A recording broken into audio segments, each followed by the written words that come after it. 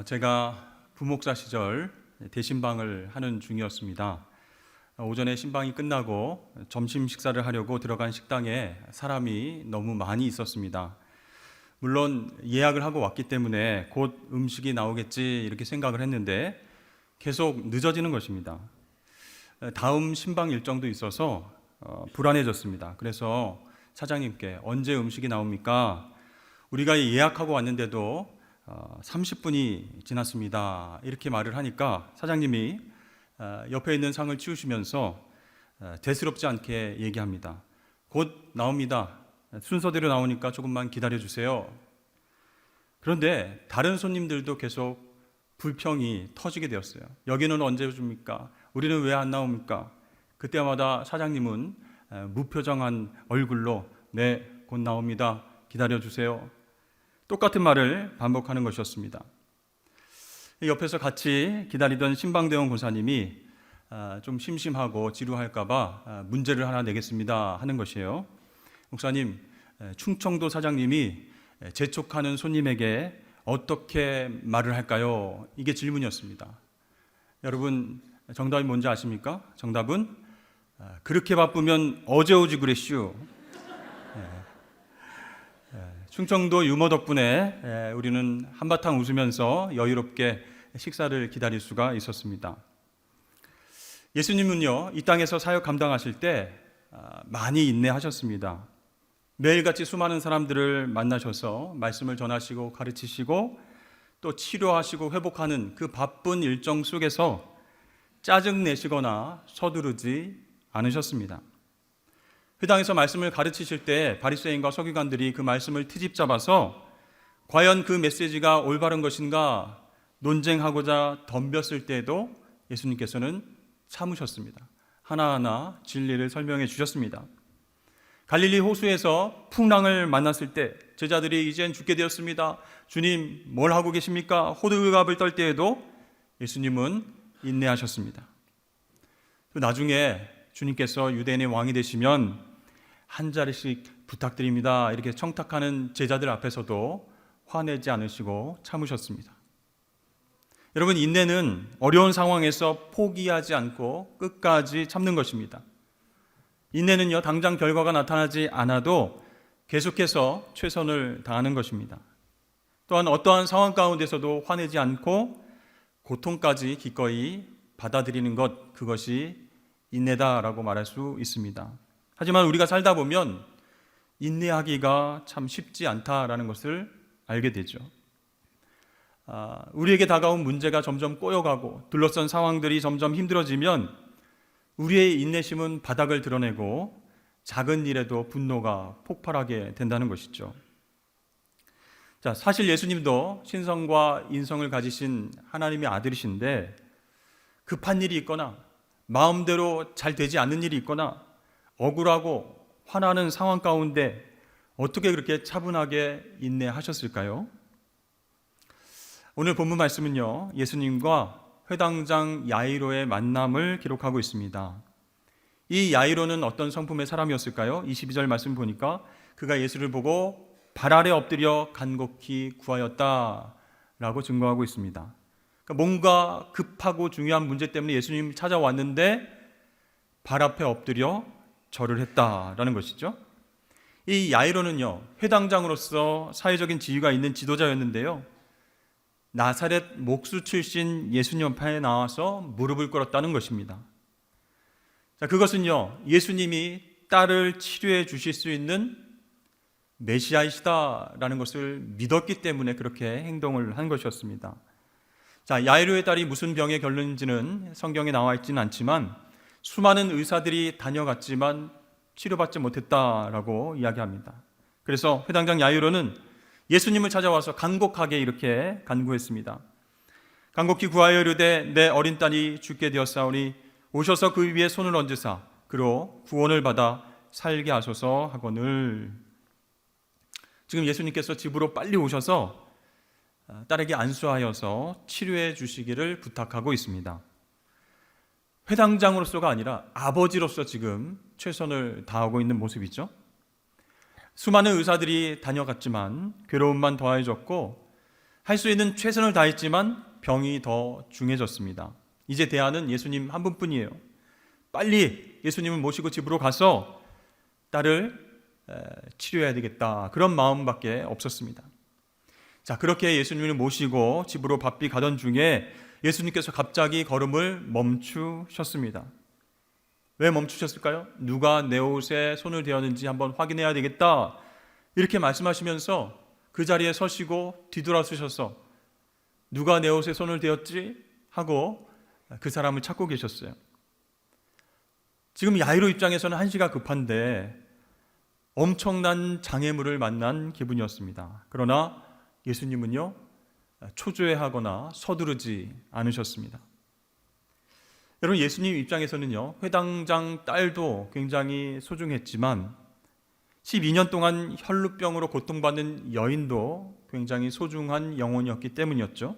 그 긴 시간 동안 고통 속에서 육체적인 어려움 가운데 지냈고요, 정결법에 의해서 가정과 사회에서 분리되었습니다. 소외된 삶을 살았습니다. 이렇게 육체적으로, 종교적으로, 사회적으로 소외된 불쌍한 그 영혼을 향해서 예수님께서 멈추시고 그녀를 찾기 시작하셨어요. 혈루병으로 고통받던 여인은 할 수 없이 무리들 속에서 뛰쳐나와 예수님의 옷자락을 붙잡았습니다. 그렇게만 해도 나의 병이 나을 수 있다라고 믿었기 때문이죠.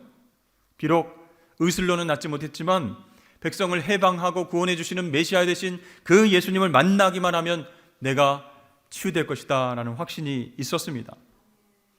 그렇게 예수님의 옷자락을 뒤에서 만졌을 때 예수님의 능력이 나갔습니다.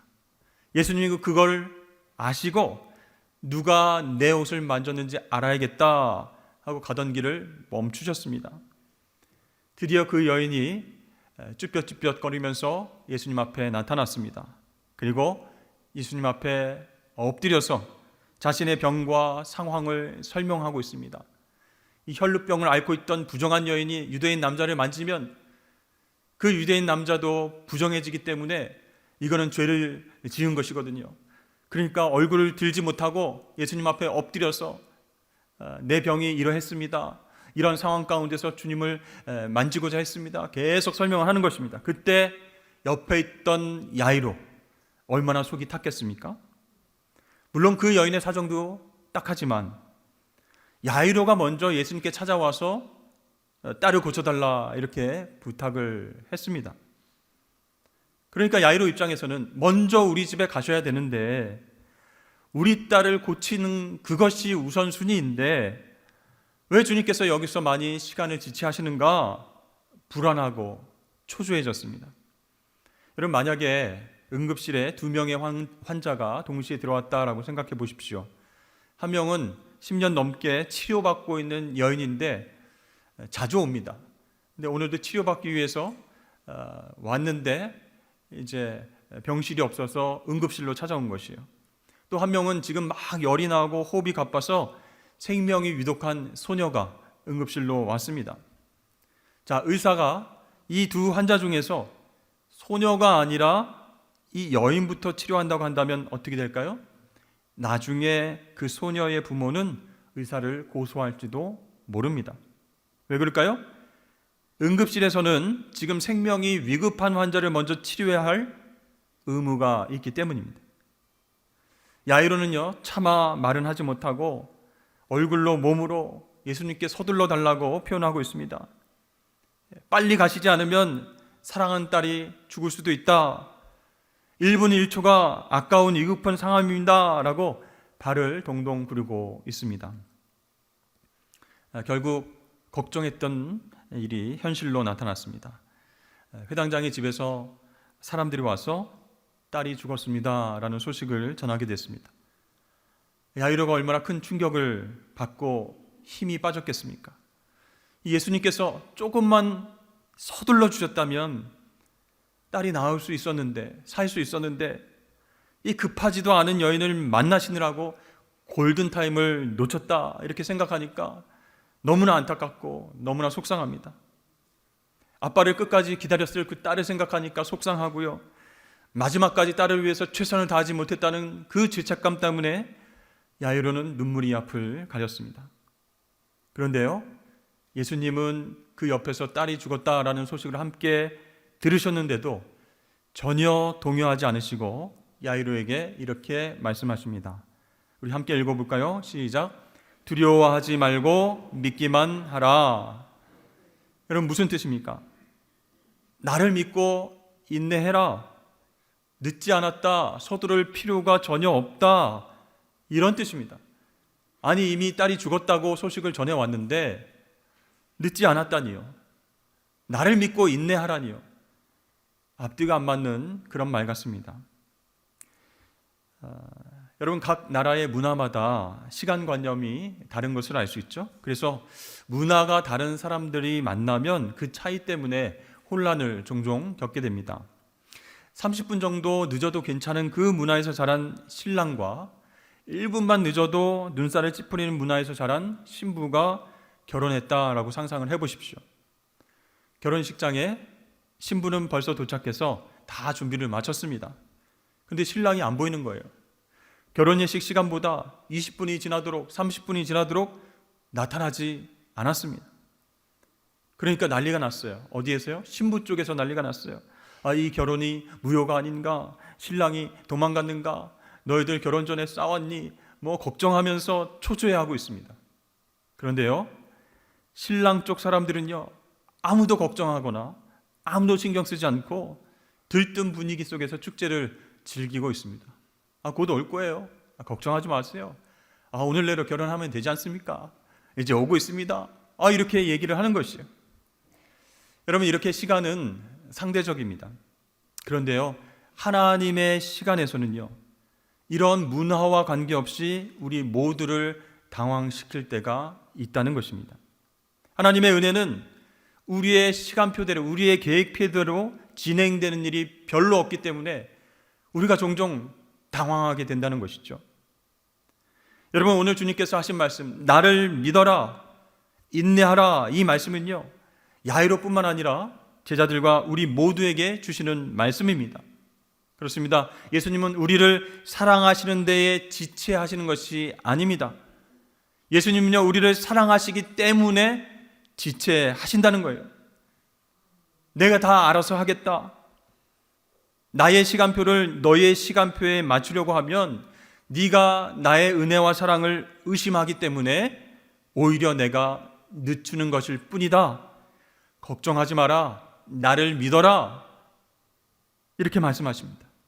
그렇습니다. 예수님은요, 우리를 사랑하시기 때문에 서두르지 않으십니다. 가장 좋은 타이밍에 예수님께서 역사하시기 위해서 기다리고 계시는 것이에요. 우리가 그분의 계획과 사랑을 알지 못해서 발을 동동거리면서 초조해하는 것 뿐이라는 것이죠. 여러분, 오늘 사건을 한번 자세히 살펴보십시오. 예수님께서 시간을 지체하신 그 덕분에 야이로와 12년 아팠던 여인 둘 다 원했던 것보다 훨씬 더 큰 것을 받았다는 것이죠. 여기서 우리는 중요한 영적 원리를 발견할 수 있습니다. 우리가 예수님께 도움을 요청하고 기도하고 인내하게 되면요, 생각했던 것보다 훨씬 더 크고 아름다운 열매를 맺게 될 줄로 믿습니다.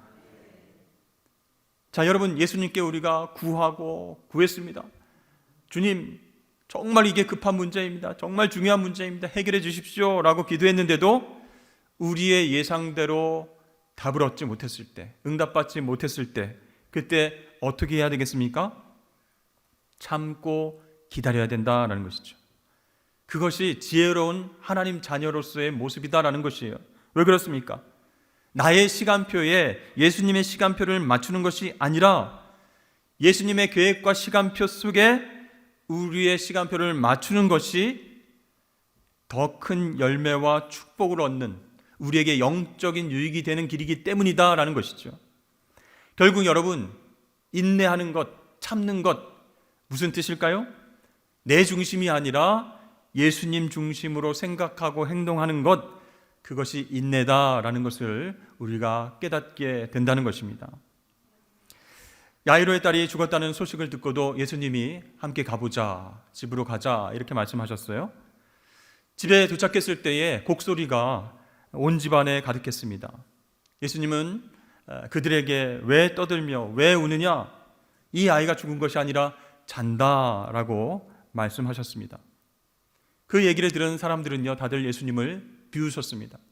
아니, 시간 내에 오지도 않고 천천히 오셨으면서 죽은 소녀를 향해서 한다는 말이 죽은 것이 아니고 자니까 조용히 해라, 곡소리 내지 마라, 이게 무슨 경우냐 하면서 예수님을 비난했습니다. 자, 예수님께서는 그런 얘기를 들으시고도 소녀가 있는 곳에 들어가셨습니다. 예수께서 그들을 다 내보내신 후에 아이의 부모와 또 자기와 함께 한 자들을 데리시고 아이 있는 곳으로 들어가사 그 아이의 손을 잡고 이르시되 달리다굼 하시니 번역하면 곧 내가 내게 말하노니 소녀야 일어나라 하심이라. 소녀가 곧 일어나서 걸으니 나이가 12살이라. 사람들이 곧 크게 놀라고 놀라거늘.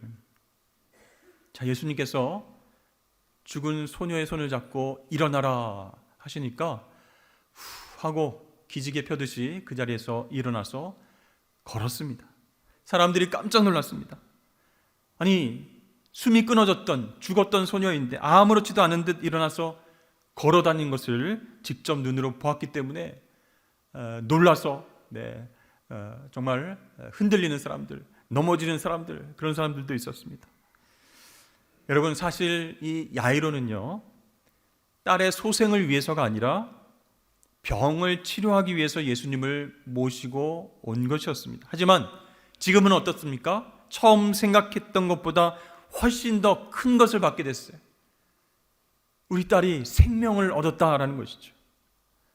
자, 야이로는요, 예수님이 오셔서 우리 딸을 치료해 주실 수 있습니다 라고 하는 믿음만 갖고 있으면 될 줄 알았는데 예수님은 그것보다 더 큰 것을 야이로에게 요구하셨다라는 것이죠. 무엇이죠? 딸이 죽은 상황 속에서도 예수님은 믿으라, 이렇게 큰 믿음을 요청하셨다라는 것입니다. 여러분, 이것은요, 야이로가 처음 생각했던 것보다 훨씬 큰 믿음의 도전이었습니다.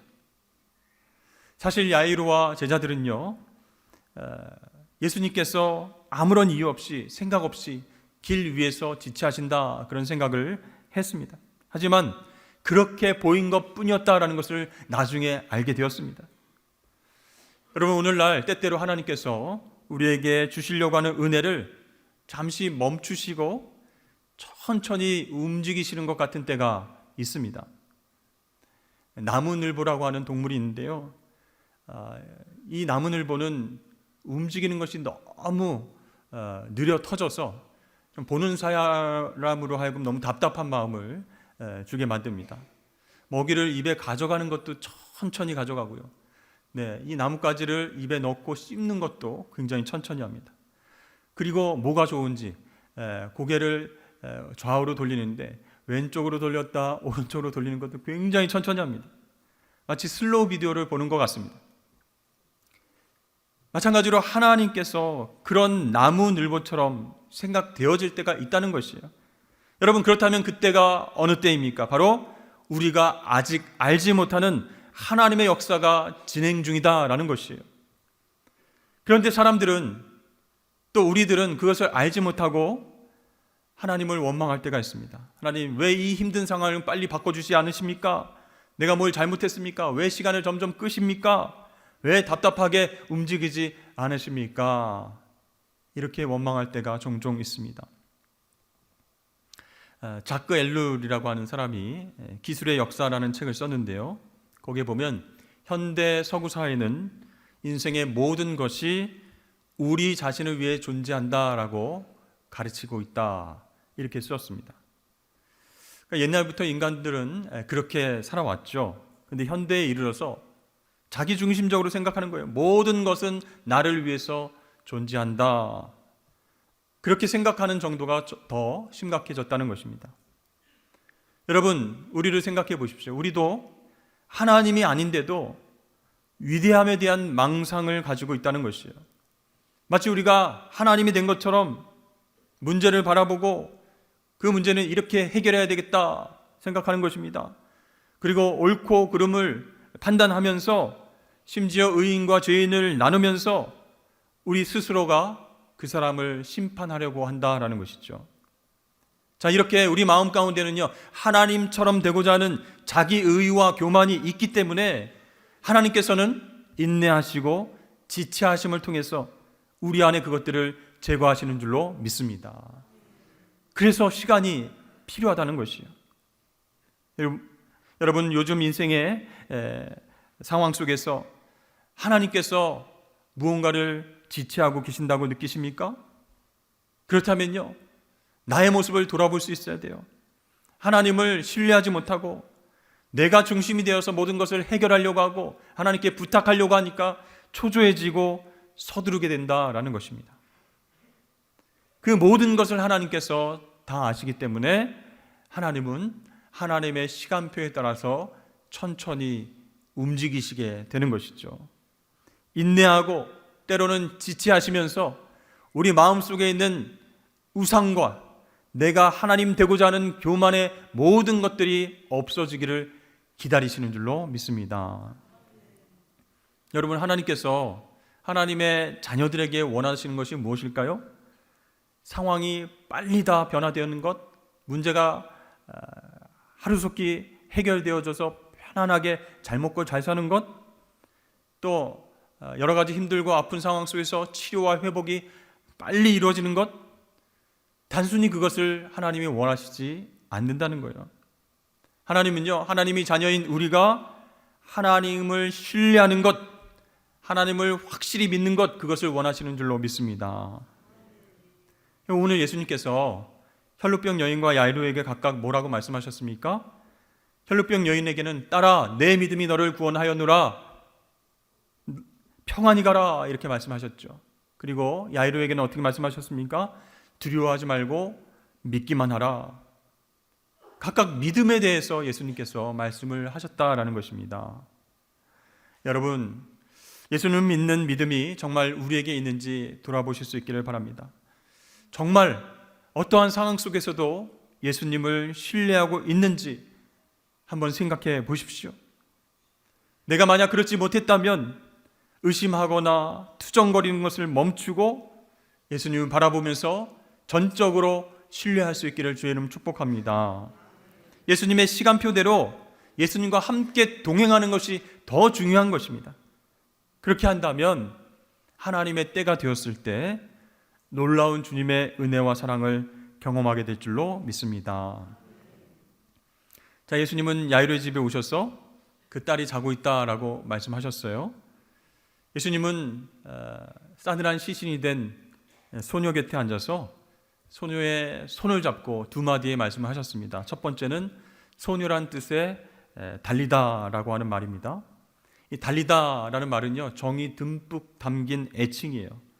엄마가 딸을 부를 때 쓰는 애칭입니다. 그래서 소녀야 이렇게 번역하기보다는 얘야 이렇게 번역하는 것이 더 자연스러울 수 있습니다. 두 번째는 일어나라 라는 뜻의 굼이라고 하는 단어를 말씀하셨어요. 다시 살아나라 이런 뜻이 아니라 그냥 일어나라 라는 뜻의 단어입니다. 그러니까 마치 부모가 아침이 되어서 딸을 깨우는 것처럼, 자녀를 깨우는 것처럼 예수님은 소녀의 손을 붙잡고 이렇게 말씀하셨어요. 얘야, 이제 일어나야지. 그 말씀이 떨어지자마자 소녀가 기지개를 펴면서 일어났습니다. 여러분, 예수님은 권능의 손으로 아이의 손을 잡고 천천히 일으켜 세우셨어요. 예수님의 말씀과 기적은요, 내가 내 손을 잡고 있으니 죽음은 그저 잠일 뿐이다 라는 것을 확인시켜 주셨습니다. 그렇습니다. 예수님의 말씀과 행동은요, 사랑으로 충만합니다. 우리가 어렸을 적에는요, 부모님의 손을 잡고 나가기만 하면 거칠 것이 없었습니다. 그러나 우리 아무리 좋은 부모라도 완벽하지는 못하죠. 하지만 우리 예수님은요, 우리의 완벽한 부모가 되십니다. 예수님께서 우리의 손을 붙잡고 칠흑같이 어두운 밤길을 함께 걸어주십니다. 사망의 음침한 골짜기라도 우리의 손을 붙잡고 함께 걸어주십니다. 온 우주를 창조하신 주인 되신 그 예수님께서 우리 손을 붙잡고 이렇게 말씀하시는 거예요. 얘야, 이제 일어나야지. 여러분, 왜 우리는 이렇게 자상하고 강하신 분을 신뢰하지 못하고 계속 재촉하는 것일까요? 왜 우리는 이런 분을 믿지 못하고 조급해하면서 원망하는 것일까요? 고린도후서 13장 말씀을 보면요, 예수 그리스도께서 약한 가운데에 십자가에 못 박히셨으나 하나님의 능력으로 살아나신 덕분에 우리 역시 약하지만 하나님의 능력으로 살 수 있다, 이렇게 말씀하고 있습니다. 그렇습니다. 예수 그리스도께서는 우리를 강하게 하시려고 약해지셨다, 그런 뜻이에요. 어린아이에게는 정말 넓은 장소나 어두운 곳에서 이 부모의 손을 놓치는 것만큼 두렵고 힘든 일이 없습니다. 근데 예수님은요, 십자가 위에서 하나님 아버지의 손을 놓치셨습니다. 일부러 놓치셨어요. 예수님은 우리를 살리기 위해서 무덤 속으로, 죽음 속으로 들어가기 위해서 하나님 아버지의 손을 놓았던 것입니다. 그렇게 예수님께서 하늘 아버지의 손을 놓치신 덕분에 지금 예수님이 한 번 붙잡은 우리의 손을 절대로 놓지 않는 줄로 믿습니다. 예수님은요, 면류관으로 가는 길이 반드시 십자가를 지난다라는 사실을 알고 계셨어요. 부활로 가기 위해서는 반드시 십자가 죽음을 지나야 한다라는 것을 알고 계셨습니다. 연약한 우리에게 능력과 생명을 주시기 위해서 약함과 죽음을 지날 수밖에 없었지만 그 길을 선택하시고 십자가로 나아가셨습니다. 사랑하는 성도 여러분, 예수님의 손을 잡고 일어서시기를 주의 이름을 축복합니다. 그리고 예수님께서 이끄시는 대로 믿고 따라가시길 주의 이름으로 축원합니다. 여러분, 예수님은 저와 여러분을 사랑하세요. 예수님이 인도하시는 길은 험한 곳, 나쁜 길이 아닙니다. 예수님은 우리를 통해서 무엇을 행하실지, 또 어떤 것을 계획하고 계신지를 잘 알고 계십니다. 여러분, 곧 일어나야 할 때가 올 것입니다. 예수님처럼 인내하면서 사순절을 보내시고 예수님의 손을 붙잡고 일어서서 기쁨의 부활절에 참여하시는 저와 여러분 되시기를 주의 이름으로 축복합니다.